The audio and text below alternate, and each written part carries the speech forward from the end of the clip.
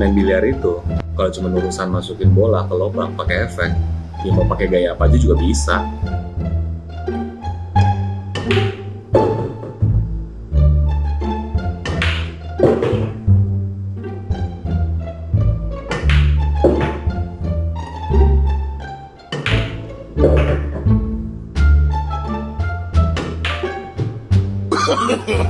No, no, no, no.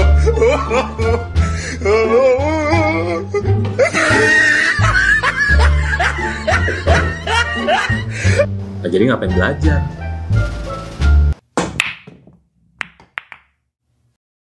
Halo teman-teman, balik lagi ke channel vlog biliar gue. Di sini kita masuk ke bagian kedua dari sesi sharing soal technical atau form foundation gue. Dan hari ini kita akan ngomongin soal top form foundation. Pertama-tama kalau kita ngomongin soal terminologi teknis di biliar, bahasa yang namanya top form itu sebenarnya nggak ada. Melainkan rata-rata guru atau channel biliar dimanapun akan fokus untuk ngebahas langsung komponen-komponen satuannya, yaitu bridge, grip, dan gimana form postur kita pada saat kita stroking. Yang dimana komponen-komponen itu sering dianggap sebagai sebuah satu kesatuan yang namanya stance atau overall stance. Tapi di sini melalui gambar ilustrasi yang gue juga pasti sertain, gue pribadi lebih suka melihat dengan perspektif bahwa stance itu adalah segala sesuatu yang berkaitan dengan dari titik area hip ke bawah sampai ke kaki. Sedangkan kesatuan komponen yang berada dalam elemen pinggang ke atas seperti bridge hand, elbow, grip, dan sebagainya itu adalah gue sebut sebagai top form. Nah, kenapa gue pisah-pisah walaupun sebenarnya semua komponen itu akan harus saling berkaitan dan komplementer satu sama lain, gue akan jelasin di video ini. So, untuk hari ini, dan karena kebetulan channel ini juga masih dalam konteks pembelajaran tahap awal, instead of fokus sama si komponen-komponen detail itu, gue melihat bahwa yang namanya top form gabungan pada dasarnya itu lebih baik diintroduce sama teman-teman pemula dalam sebuah bentuk kesatuan. Karena emang pada dasarnya kalau kita mau oprek satu persatu si komponen-komponen top form itu, nah video ini bakal jadi panjang banget. Nah, karena banyak banget poin-poin detail-detail kecil soal grip deh contohnya. Nah, di mana faktor grip itu akan bisa mempengaruhi output bentuk pukulan, variasi-variasi pukulan, ataupun terjadinya error dalam pukulan ketika bola masuk atau enggak. Nah, misalnya kita perlu introduce wrist apa enggak, atau megangnya gimana. Nah, makanya gue memang memilih untuk tidak membahas subkomponen secara detail di video ini.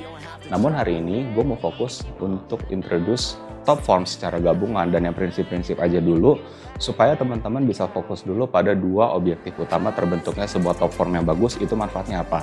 Nah, yang pertama, seperti yang gue udah mention di part video sebelumnya soal stance, top form yang baik itu pada dasarnya menjadi sebuah extension atau dia tuh meneruskan bentuk dari visual alignment yang kita udah bikin dari pendekatan stand behind the shot, step into the shot, yang dimana cuman komponen alignmentnya itu kita start dari kaki pilar kita, dia akan harus naik all the way up sampai ke ujung tip di stick kita ke arah target aim bola yang kita mau bidik. Karena pada inti dasarnya, sebuah final forming foundation yang baik itu harus menciptakan sebuah garis vertikal sempurna yang tegak lurus. Dimulai dari heel atau to mid pillar foot kita, naik ke titik grip atau Q, naik lagi ke sudut joint siku dari swing arm kita, dan lurus horizontal tentunya ke center vision kita, which is di tengah dua bola mata kita. Dan dia akan harus lurus lagi ke titik bridge arm sampai ke ujung tip. Nah, kedua tentunya dengan terciptanya garis vertikal dan horizontal yang cenderung tegak lurus sempurna tersebut, kita mestinya bakal bisa menciptakan sebuah gerakan pre-stroke yang lurus, ya, dan minim deviasi. Minim deviasi itu baik dari mengsongnya ke samping ataupun dia naik turun sifatnya. Dan yang paling penting, gerakan pre-stroke yang diciptakan dengan top form yang bagus itu harus terasa natural alias effortless untuk membuat si pergerakan lurus tersebut. Jadi, itu adalah dua tujuan utama objektif yang gue mau share sama teman-teman di video ini. Yuk kita mulai. Jadi kalau kita nerusin dari tahap atau langkah kemarin, jadi let's say contohnya ya langsung ya teman-teman ya. Kita udah stand behind the shot, kita masuk dalam form step into the shot. Oke, maka next part tentunya adalah si bagian nunduknya alias si duck down-nya yang gue suka sebut istilahnya. Nah, logika dasar melakukan yang namanya duck down itu tentunya sederhana. Kalau stepping into the shot, kita ngebentuk sebuah jarak antar kedua kaki dengan sudut keluar 45 derajat, maka ducking down prinsipnya adalah kita melakukan yang namanya gerakan spine realignment. supaya titik vision center kita di tengah dua belah mata itu balik tegak lurus lagi sama si pilar foot kita. Oke, ingat teman-teman, pilar foot adalah titik ketika kita diam terakhir di pilar foot, itu adalah framing kasar atau tripod placement terhadap objek yang kita mau tembak. Jadi itulah kenapa waktu pas kita melakukan yang namanya gerakan nunduk, spine itu kita akan buat supaya selaras dengan sudut itu lagi. Dan sekaligus pergerakan spine alignment kita ngebuat supaya badan kita cenderung rendah atau turun. Dengan sebuah belief bahwa semakin level atau semakin flat zona visual kita dengan zona posisi ketinggian parabola-bola di atas lid meja ini yang berada, maka di situ kita juga akan cenderung semakin mudah untuk mengambil keputusan terkait aiming yang kita mau ambil. That's why in general, apapun style gaya pemain biliar di dunia manapun dengan segala macam variasi-variasinya, gerakan nunduk itu cenderung nggak akan pernah tegak lurus sempurna ke depan, melainkan pasti akan di-tilting atau di-twist ke dalam lagi sesuai dengan sudut si posisi kaki pilar. Jadi ya on that part sih nggak ada istimewa ya teman-teman. Mau Anda sekolah biliar, nggak sekolah biliar, secara akademis pasti yang namanya gerakan nunduk itu pasti akan terbentuk secara otomatis dan alami. Nah sekarang habis kita udah selesai sama urusan ducking down atau posisi nunduk ya, konsep dari gerakan spine realignment yang kita buat untuk menselaraskan lagi si pilar foot dengan center vision kita karena badan kita nge-twist, maka dari sini kita bisa masuk ke komponen-komponen yang ngebentuk overall si bagian top form ini, dimana memang komponen-komponen yang gue akan breakdown ini nggak bisa di step in satu persatu secara sistematik, tapi karena memang gerakannya bersifat simultan, langsung sekaligus.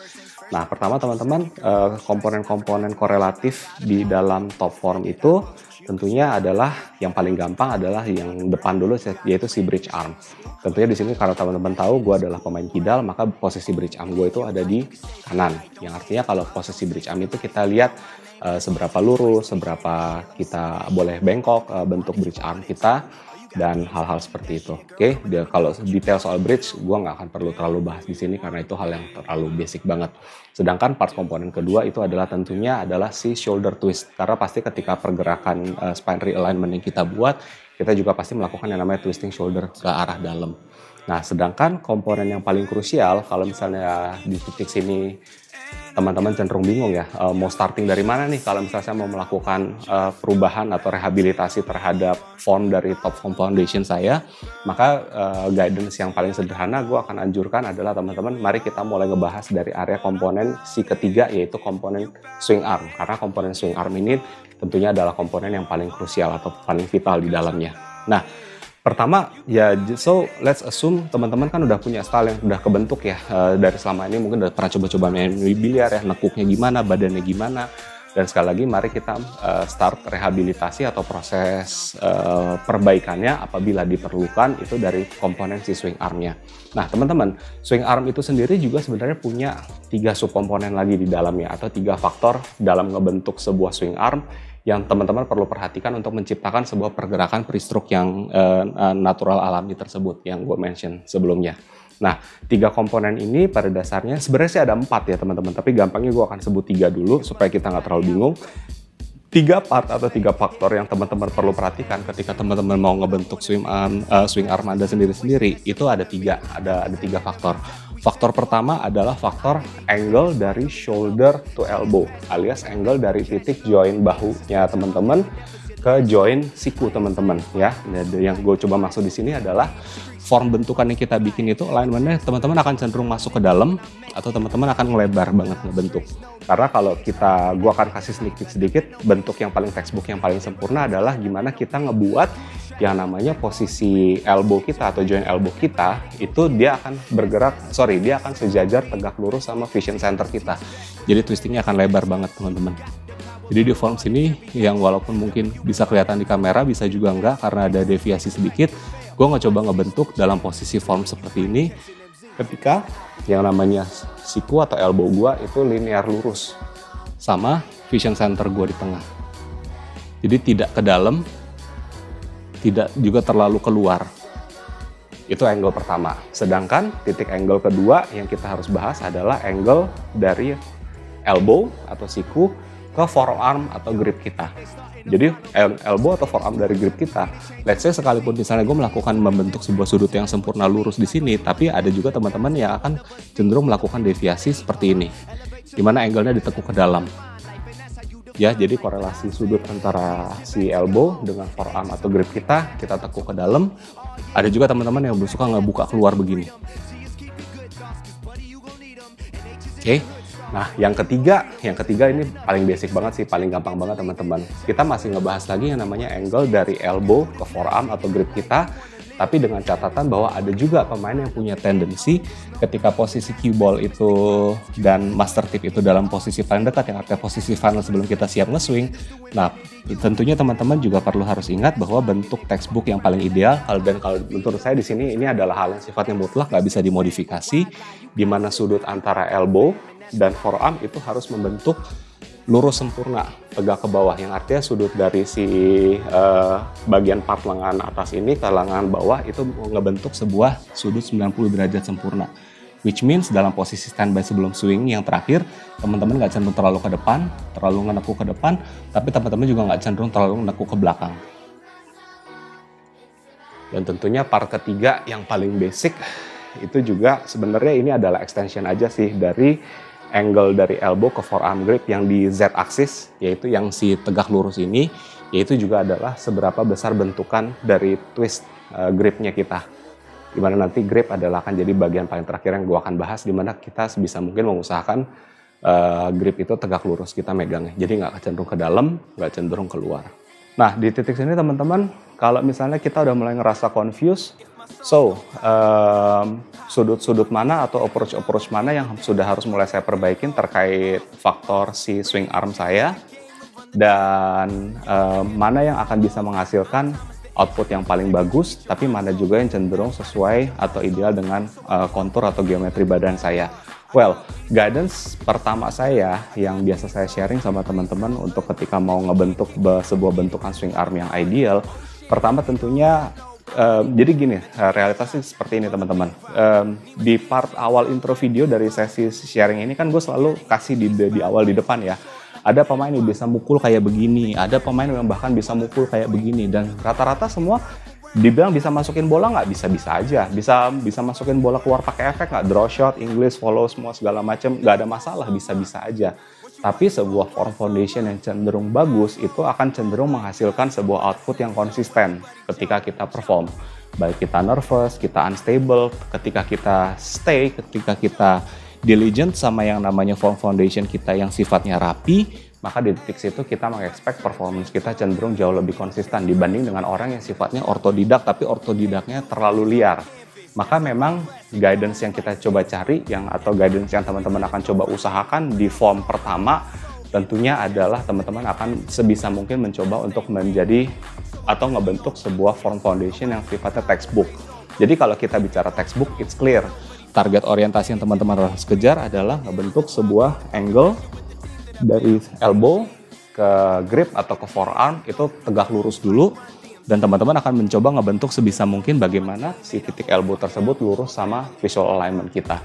Tapi secara realita teman-teman, bisa nggak sih varian-varian bentuk swing arm ini kita modifikasi? Bisa, karena saya sendiri pun pribadi tidak menggunakan form yang sifatnya super textbook seperti ini, yang dimana memang kita ngebentuk sebuah garis lurus yang sempurna banget dari titik alignment kaki, terus naik ke atas, naik ke elbow, turun ke foregrip, lurus ke visual center. Saya tidak melakukan pendekatan seperti ini, melainkan kalau saya pribadi itu agak ditekuk sedikit ke dalam.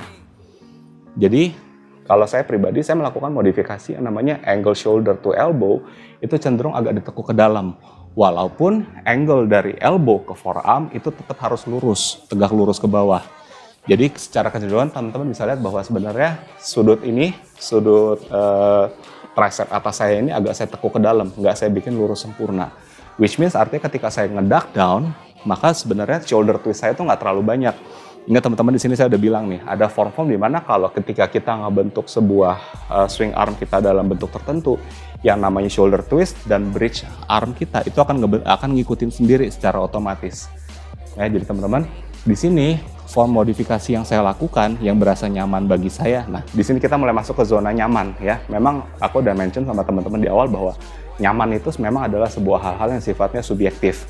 Dan memang kita harus lebih mengejar kepada sebuah form yang bagus, tapi bukan mengutamakan nyaman. Tapi memang ada juga dalam titik-titik kondisi tertentu di mana sebenarnya definisi nyaman itu akan correlated sekali sama postur atau geometri badan kita. Nah, kenapa saya pribadi melakukan modifikasi seperti ini? Bukan berarti saya ngajur bahwa artinya teman-teman juga boleh mukul seperti ini ya. Buat saya akan mulai masuk kepada poin kedua. Jadi poin prioritas pertama, mari kita usahakan untuk kita ngebentuk sebuah form yang sifatnya textbook. Oke, nah setelah kita masuk ke form yang sifatnya textbook, ingat orientasi kedua dari sebuah top form foundation yang bagus. Kita harus sebisa mungkin menciptakan sebuah pergerakan pre-stroke yang sifatnya lurus dan effortless.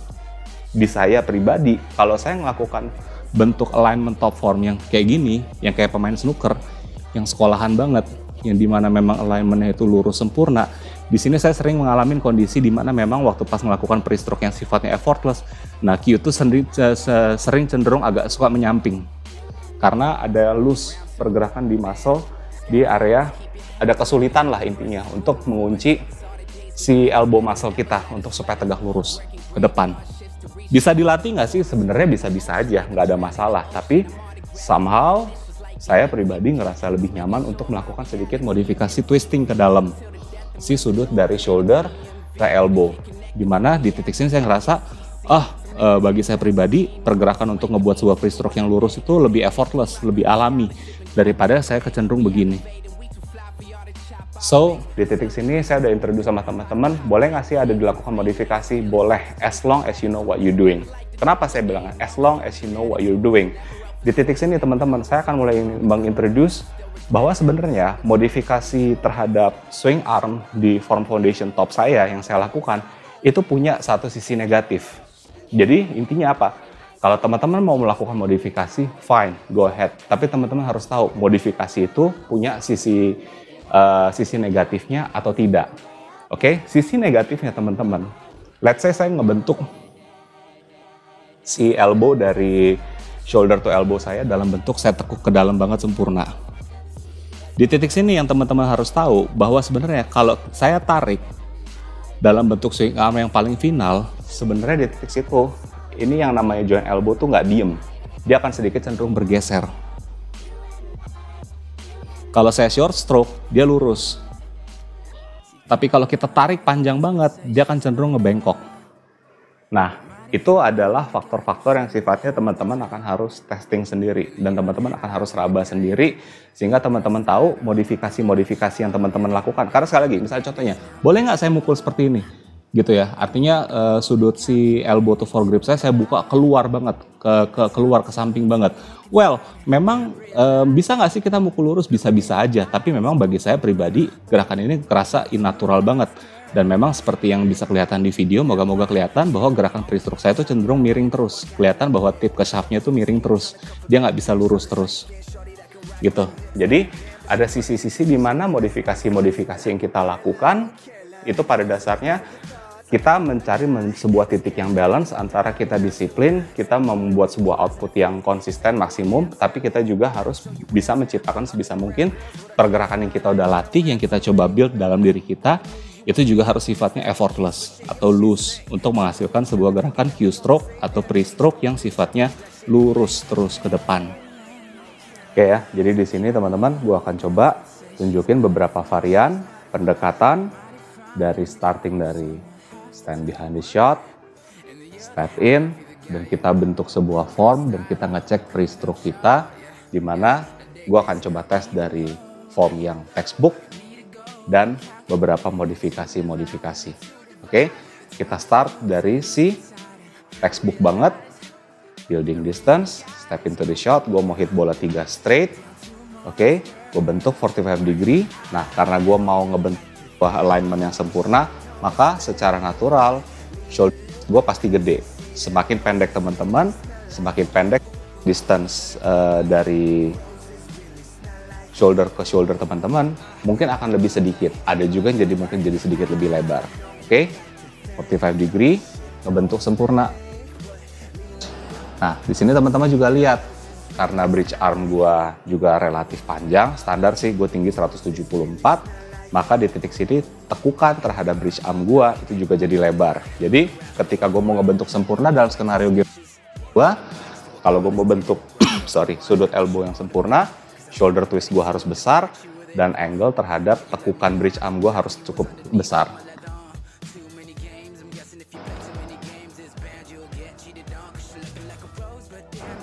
Free stroke, free stroke, free stroke.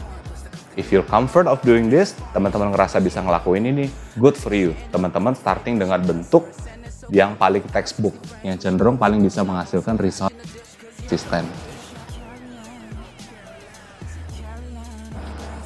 Teman-teman bisa lihat alignment dari heel, gue nyamping keluar dengan tumpuan berat badan yang cenderung ke depan, yang komposisi berat badannya itu nggak 50-50 sempurna karena faktor geometri badan, tapi alignment untuk sempurna lurus.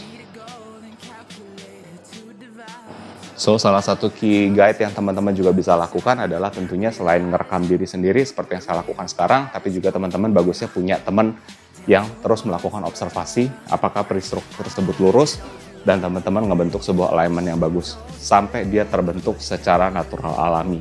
Sedangkan kita masuk ke bentuk form gue pribadi yang sudah gue modifikasi, yaitu dengan angle dari shoulder ke elbow yang sedikit ditekuk ke dalam, dimana memang twistnya nggak terlalu besar, tapi dia ditekuk ke dalam. Tapi di sini bagi gue pribadi, mungkin faktor psikologi, mungkin faktor kebiasaan, faktor latihan, gue pribadi ngerasa untuk ngehasilin stroke yang lurus ini cenderung lebih effortless. Jadi terserah teman-teman. So, kita melakukan modifikasi ekstrim. Misalnya kita twisting 2 kaki, kita tekuk ke dalam. Well, personally bagi gua alami, karena pergerakan pre-stroke-nya jadi amat susah lurus. Nah, misalnya di sini teman-teman juga bisa lihat, aku juga sedikit melakukan modifikasi untuk ngebuka sudut grip keluar. Habis soal grip ya. Nah, di titik sini sama dari teman-teman. Bisa nggak sih dipukul bolanya? Bisa. Bisa masuk nggak sih? Bisa-bisa aja. Pertanyaannya, apakah output seperti ini akan cenderung hasilnya konsisten bagi teman-teman apa enggak? Ya, itu adalah satu dari sekian banyak sampel elemen yang variasinya tentunya gue nggak bisa breakdown satu persatu di video ini, tapi gue harap teman-teman dapat konsepnya. Oke, moving on, kita masuk ke komponen soal measurement, pegangan, dan grip, karena grip itu juga paling krusial. Nah, masuk ke zona masalah grip teman-teman. Ketika gue menyebutkan bahwa ya area masalah ketika kita ngebentuk swing arm dengan 3 komponen angle tersebut sih, shoulder to elbow, terus elbow to foregrip dan semua segala macam itu pada dasarnya boleh punya ruang fleksibilitas atau ruang toleransi berdasarkan kenyamanan maupun geometri teman-teman. Tapi hal-hal yang terkait yang masalah yang gue bilang sebelumnya, yaitu adalah angle si Z-axis, ya waktu konteks ketika kita harus ngebentuk sudut 90 derajat yang sempurna dari tricep ke bawah, itu bagi gue sifatnya adalah alami, itu sifatnya adalah mutlak absolut, dan kalau bisa memang jangan dimodifikasi sama sekali. Bahwa memang form grip yang ideal itu memang harus bentuknya 90 degree dalam posisi cue ball dengan tip paling dekat. Kenapa? Karena ini adalah faktor untuk kita ngebuat yang namanya sebuah gerakan pre-stroke atau gerakan pendulum yang sifatnya effortless dan natural. Kalau kita cenderung modifikasi, kita suka stay dalam posisi terlalu dalam, pertama akan kaget kalau final swing Anda ketika Anda kepanjangan Anda akan, atau tendensi juga yang pasti akan sering keluar ketika lakukan posisi tip di ujung paling dekat ketika kita melakukan final pose dan teman-teman mau melakukan pukulan, nah drop teman-teman akan parah banget gitu. Nah, ini pun gue pribadi juga masih dalam tahap untuk melakukan sedikit perbaikan dan mendisiplinkan diri gue di sisi sini, karena gue pribadi pun agak sedikit ke dalam sedikit. Yang sempurna adalah di belakang. Jadi mari kita mulai sedikit bicara soal titik korelasi antara faktor tinggi badan dan ketika teman-teman membuat sebuah posisi angle dari elbow ke foregrip. Jadi pertama, hal yang textbook banget bahwa memang kalau bisa jarak bridge ke titik cue ball paling dekat itu nggak lebih dari sekitar 1 jam. Ya, jadi kita start dari hal yang basic banget dulu, kita nggak usah lakukan modifikasi yang aneh-aneh. Baru dari titik situ kita akan usahakan di mana memang posisi grip arm kita itu 90 derajat sempurna waktu pas kita duck down. Baru dari situ memang kita akan ngebentuk posisi stance yang sifatnya tapi kan pendekatannya kita belah ya, kita rubah ya teman-teman yang kelihatan ya. Stand behind the shot, step in, bentuk jarak bridge, oke. Maka di sini kita punya posisi 90 derajat. Jadi artinya kalau ketika saya bicara bahwa jarak bridge ke tip cue ball itu cenderung selalu dalam range 1 jengkal dan tidak berlebihan, maka faktor tinggi badan lah yang nanti akan menentukan teman dengan length arm saya, dengan tinggi saya megang cue grip areanya di sini, bisa nggak saya megang di sini. Dimana teman-teman pasti akan sering lihat player cewek itu rata-rata posisi yang grip yang tidak extended aja, yang normal aja, mereka cenderung pegang di agak ke depan di grip area. Sementara kalau yang player cowok Asia mungkin bisa megang sampai di sini. Sementara mungkin kalau player Eropa bahkan bisa megang di belakang butt cue banget. Gitu ya, teman-teman. Jadi untuk area soal yang saya mau sebutkan ini bahwa untuk ngebentuk 90 degree itu adalah sesuatu yang mutlak. Ya, deviasi jangan terlalu banyak, jangan sampai ke sini, jangan sampai juga pegang di belakang. Banyak juga nih yang cenderung megang di belakang. Udah badannya pendek cenderung megang di belakang sehingga tangannya ngayun. Waktu pas mau ngayun ya elbow-nya pasti naik turun. Ini pasti ya common basic lah. Punya tendensi, ingat ya teman-teman ya, gue bukan master ya, bukan guru ya teman-teman ya, gue hanya sharing experience. Jadi pribadi gue pun selain melakukan kasih untuk sedikit menekuk angle dari si shoulder ke elbow, tapi gue pribadi juga kadang-kadang masih suka stop dalam posisi seperti ini, yang cenderung agak ke dalam. Sehingga apa, ini yang seperti gue sebutkan di komponen video kemarin soal drill stop shot, hasil follow through pukulan gue itu masih suka cenderung ke atas. Kenapa? Karena memang posisi standby tidak 90 derajat sempurna. Sementara kalau misalnya posisi player yang sifatnya 90 derajat sempurna dalam posisi final pose, itu pada dasarnya waktu pas dieksekusi pukulan, follow through-nya nggak panjang. Sehingga elbow-nya cenderung nggak turun banyak. Karena ini juga pasti adalah satu tip yang juga banyak suka di-mention sama guru-guru biliar adalah bahwa elbow kita tuh nggak boleh drop banyak banget. Wah, eksekusi pukulan. Walaupun kita harus melakukan follow through. Nah, di titik sini grip itu gue tidak bisa terlalu bicara banyak panjang lebar karena ada banyak banget teman-teman rahasia dan in-depth knowledge soal bagaimana kita gripping cue dan kita nge-hitting seperti yang gue bilang di awal, yang dimana itu akan menentukan banyak hal banget, mulai dari ensuring teman-teman itu masuk bola apa enggak, dan apakah jangan-jangan faktor errornya itu terjadi karena grip waktu pas final swing, ataupun juga pada dasarnya pas dari form megang awalnya aja itu udah nggak sempurna atau nggak bener. Nah, walaupun di titik sini gue memang tidak bisa bicara terlalu banyak soal bagaimana mendisiplinkan grip, tapi memang teman-teman banyak udah tahu di tutorial-tutorial biliar overall, di bawah memang kunci untuk megang grip itu teman-teman tidak boleh megang terlalu tight, sehingga nanti dia sifatnya jadi stiff banget, pergerakan cue itu naik turun, tapi juga teman-teman jangan sampai megang. Ya, ada yang suka megang kayak begini, ada yang cuma dijepit pakai dua. Itu ya, ini adalah hal-hal yang kita hindari, tapi memang keywordnya ada pengen megang not too grip, not too tight. Kadang-kadang nggak gitu ya, gimana sih caranya megang nggak terlalu kenceng tapi juga nggak terlalu loose. Jadi salah satu metode foundation dasarnya untuk kita megang grip adalah coba tightening, kita akan loosening sedikit sehingga pada kita stroking itu dia juga yang sifatnya paling mutlak, absolut dan tidak bisa ditawar menurut saya adalah angle dari grip. Ya ingat ya teman-teman, kita udah jangan sampai kita udah ngebentuk sebuah alignment yang bagus dari titik elbow ke forearm, dan ini kita buat malah mengsong cuma gara-gara kita megang grip yang terlalu ke dalam atau terlalu keluar. Ya, bahkan misalnya teman-teman punya masih tendensi dalam belajar tahap sini, teman-teman ada yang megang terlalu tight, ada teman-teman yang cuma megang pakai 2 jari doang ya, cuma megang di antara index finger dan thumb finger doang gitu ya, seperti ini.